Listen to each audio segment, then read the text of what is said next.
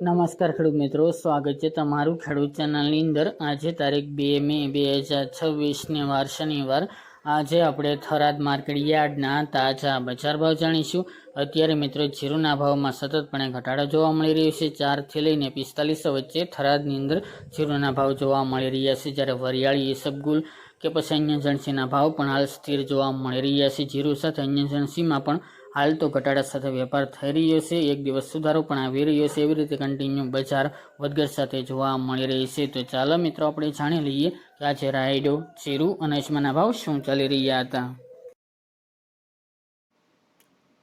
ખેડૂત મિત્રો, આજે આપણે થરાદ માર્કેટ યાર્ડના બજાર ભાવ જાણીએ તો જીરુ 2100 થી 4350 રૂપિયા, રાયડો 1200 થી 1362 રૂપિયા, એરંડા 1200 થી 1291 રૂપિયા, સુવા 1500 થી 1900 રૂપિયા, મેથી 1100 થી 1700 રૂપિયા, ઈસબગુલ 1526 થી 2780 રૂપિયા, અજમો 2000 થી 3650 રૂપિયા, વરિયાળી 1000 થી 2000 રૂપિયા, બાજરી 400 થી 490 રૂપિયા અને ઘઉં ટુકડા 400 થી 520 રૂપિયા। તો ખેડૂત મિત્રો, આ તાજે આપણે થરાદ માર્કેટ યાર્ડના તાજા બજાર ભાવ।